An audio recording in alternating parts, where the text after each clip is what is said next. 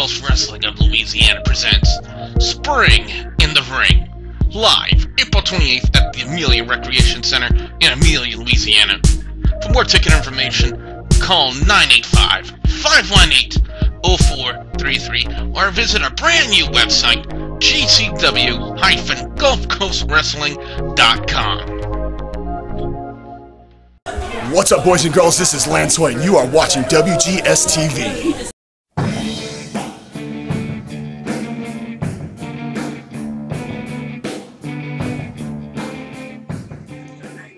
Welcome to another installment of WGS-TV right here on youtube.com/WrestlingGamer.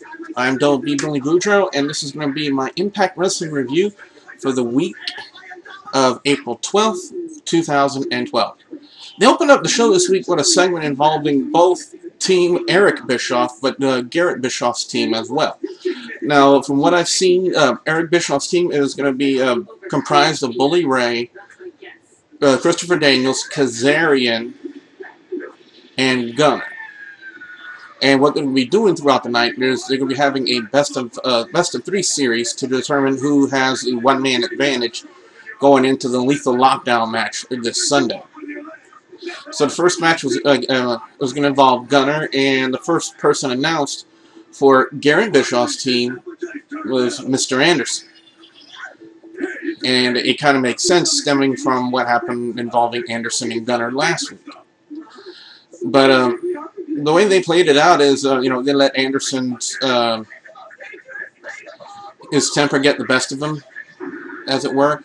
And he ends up getting himself disqualified, therefore putting Team Garrett in the hole by one. So that's pretty much what happened. Otherwise, I thought it was a, I'm going to give the opening of the match a combined score of 4 out of 5. I thought it was a very decent opening segment, to kind of set the tone of the Lethal Lockdown match between Eric Bischoff's team and Garrett Bischoff's team. But a really good match with Gunner and Anderson as well. Next up, we had a segment between Motor City Machine Guns and Samoa Joe and Magnus to kind of hype up their tag team match for the tag titles at Lockdown. And let's just say, I said it before, ring-wise, Chris Sabin hasn't lost a step, and his mic skills haven't suffered at all either. Chris Sabin is still just like that on the microphone. So it was really good to see them both back, and it's really good to see that the Machine Guns are going to be in the limelight again. I know you can see now that they're being pushed for a tag team title run. Excuse me. Now, whether or not they're going to get the tag titles, I'll give you my input on that when I do my Lockdown breakdown and predictions video right here on WGS-TV. Be sure you look out for that. But as far as this segment goes, they were interrupted by Mexican America, the LAX ripoff, Hernandez and Anarquia. I'm just not buying into that again.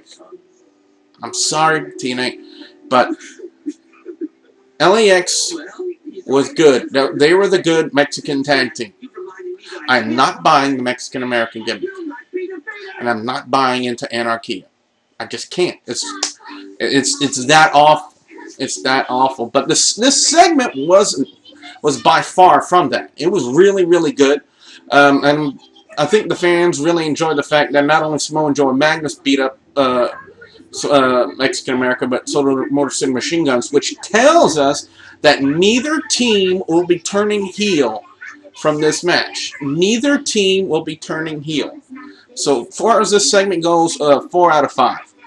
Next up was the next match in the best of 3 series for Lethal Lockdown. Christopher Daniels was going to be involved, and his opponent, the X Division champion, A-Double Austin Aries. Man, this dude has not only had a face turn, but he has rapidly grown in popularity. I mean, just shot up like a star. The Austin Star? I hope some of you guys got that reference.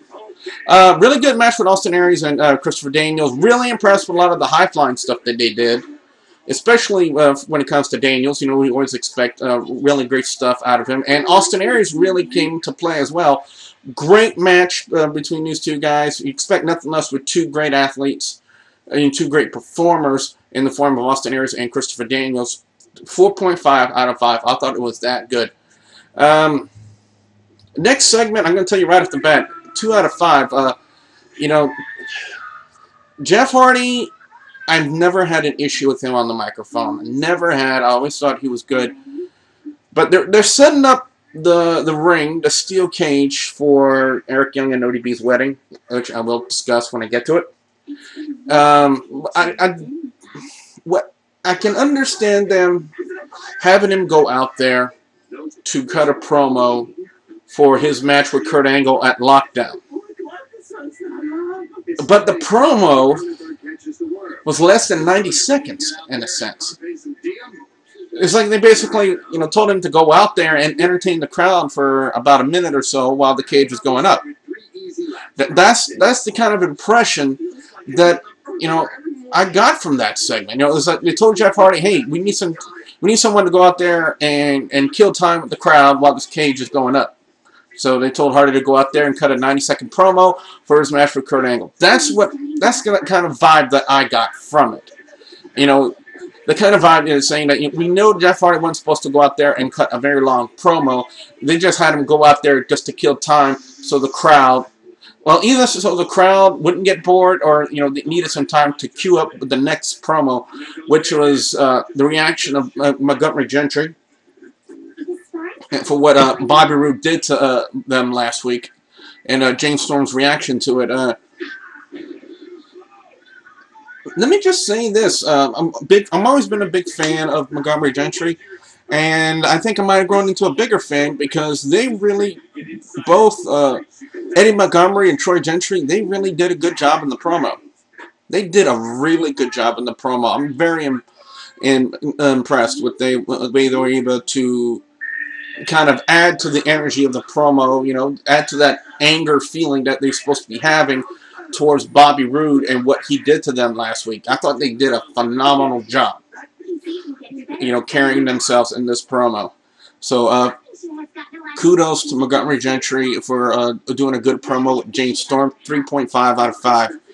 And backstage, a few things that were happening with Eric Young. One, Joseph Park, Christopher, Abyss, is still looking for his brother. And, he made mention to the fact that he was a lawyer himself and wanted to know if he had any prenups with ODB, and Eric Young cleverly, I said cleverly, retorted, "No, ODB has enough dogs." And then, in another segment, Sarita and Rosita of Mexican America were trying to, I don't know, seduce Eric Young away from ODB. I don't really see the connection between Sarita and Rosita and Eric Young. I don't see, and I can understand them trying to, show the crowd that, Eric Young was being tempted away from ODB, but I just really didn't see the point to doing that. But now the wedding in itself, one, it's a steel cage wedding. Not very often you see that. The preacher's podium was decked out completely in camouflage, and so was ODB in her bride's wedding dress. Eric Young, for those of you who will understand this reference, think back to Dumb and Dumber, the blue tuxedo that Jim Carrey was wearing. That's what Eric Young wore.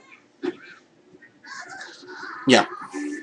Now, during the whole, well, I'm not going to go through in detail for their vows, because if you didn't see that, you missed out on something. I think TNA might have it up on their YouTube channel. Check it out for yourselves. But Serena and Rosita, again, with their second attempt to tempt Eric Young away from ODB. And then you start to feel for ODB a little bit because you see her starting to cry in her wedding dress. I mean, what potential bride wouldn't cry when two very attractive ladies come out and try to tempt your groom away from you? But then we see ODB do her usual stuff, takes off and reveals that she's wearing camouflage bra and panties. And Eric Young decides, holy moly, I want that. Strips down to nothing but his little briefs, which are also camouflage. And then they made the preacher strip. I'm still trying to get that image out of my head. It's a bad image. Bad image. It's something that'll give you nightmares. Let's just say this. If they came to me and said, hey, you need to strip down to be part of this ceremony, I'm getting the hell out of there. Because nobody wants to see this in a brief. No, sir. Not even me. And that's saying something. Anyway. It's a joke. Anyway, as far as the wedding goes, I thought it was a very entertaining segment. Really good to see that they're really going through with the storyline with Eric Young and ODB, and I can only imagine where they're going to be taking the storyline next with these two. They really shown ever since they did that little tag team thing with in that little tournament they did where Samoa Joe and Magnus became champions. They did really well, and they've been working really well together. They got good chemistry. Coke Zero's pretty damn good, and it's not a plug. I'm telling you the truth. It's pretty damn good. But they really had good chemistry, real good energy working together, and I really am looking forward to where they're going to be taking them next. Now that they've married them on TNA, 4.5 out of 5 for the wedding. Next up, a really great match between Bully Ray and AJ Styles. You know, these two have had a feud before. I believe might have been at I think they might have been at Bound for Glory when they had their it was like a Falls Count Anywhere match. It might have been at last year's Bound for Glory when they had that, but it was a really good match. But this by far was still just as good as the Bound for Glory match was, except for the fact that AJ really didn't need to lead Bully Ray into any moves like he did at Bound for Glory. For those of you who don't know what I'm saying, check out the match. But anyway, good finish to the match. You know, we had Gunner win by disqualification the first one, and so the second match, when you're advertising a best-of-3 series, you got to take it all the way to the third one, and that's what they did. You know, they had Austin Aries win for Garrett's team, and you know, it was going to go either way. And I kind of figured they were going to go the heel way and give the heel team the advantage to, so the face team could seem like the underdogs who were going to try to fight and overcome adversity. And that's what they did. Bully Ray, you know, took out his chain while the referee was distracted and clocked AJ Styles with it and got the victory. But then a swerve of swerves. Now, it's not very often that TNA can actually pull out a shocker. But they did that last night.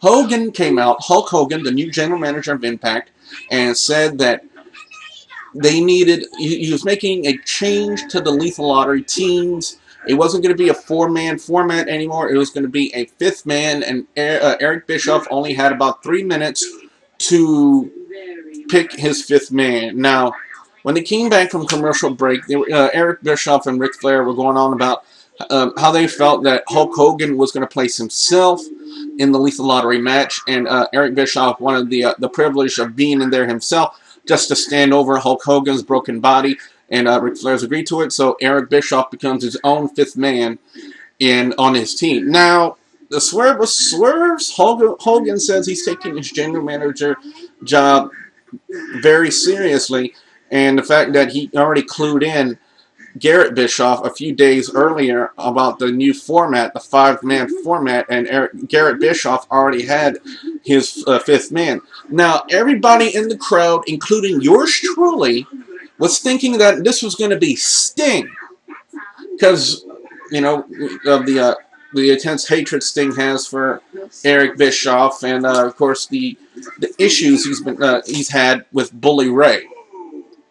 But they swerved everybody, and I want to congratulate TNA for actually being able to keep this shocker under wraps. You know, no leakage of information whatsoever as to who this person was going to be or this major comeback for this person. But Garrett Bischoff did, and that means only one man, Rob Van Dam, Mr. Marijuana himself. Just when we thought RVD was going to go back to the WWE, Surprise! He makes a U-turn right back into TNA, and he is on Team Garrett Bischoff. So, big ups to TNA for being able to keep the identity of Rob Van Dam coming back a secret. So, I thought it was a really good shocker. Like I said before, TNA not known for pulling many shockers, but they did. So, I'm going to give this match and RVD a combined score 5 out of 5. I thought the match was that good, and they've actually shocked me last night with RVD's return. So 5 out of 5. Next up, we had Velvet Sky and Mickie James taking on Gail Kim and Madison Rayne. I think the main purpose of this match was to push over the fact that Velvet Sky was taking on Gail Kim for the Knockouts title at Lethal Lockdown. I'm sorry. And they pretty much went the route I thought they were going to go. They had Velvet Sky get the win, the tag team win over Gail Kim in this match. So, 3.5 out of 5, just for the fact we got to see Velvet Sky, Mickie James, Gail Kim, and Madison Rayne. And then they end on a really good high note. I'm talking about Bobby Roode and James Storm. What a fantastic segment to end the final Impact before Lockdown between these two guys. We're talking about the former Beer Money companions, Bobby Roode and James Storm. Wonderful segment. The censor button was pushed quite a few times in this promo with these two, but that kind of adds to what kind of intensity that we're going to be seeing, not only out of them throughout the promo, but also the kind of intensity we're probably going to see in their championship match at Lockdown. When you get two guys who are not only good on the microphone, but are really good in-ring performers, like Bobby Roode and James Storm, if I want to try to compare it to something, the kind of feel that it kind of gives to me, it's kind of CM Punk, Chris Jericho type of feud.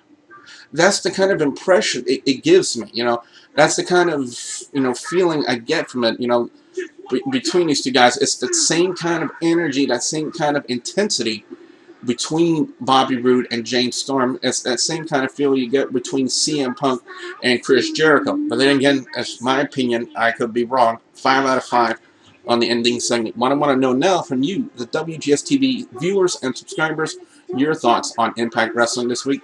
Be sure you leave your comments in the comment section below or in a video response detailing your thoughts on Impact this week. Don't forget to like and favorite this video.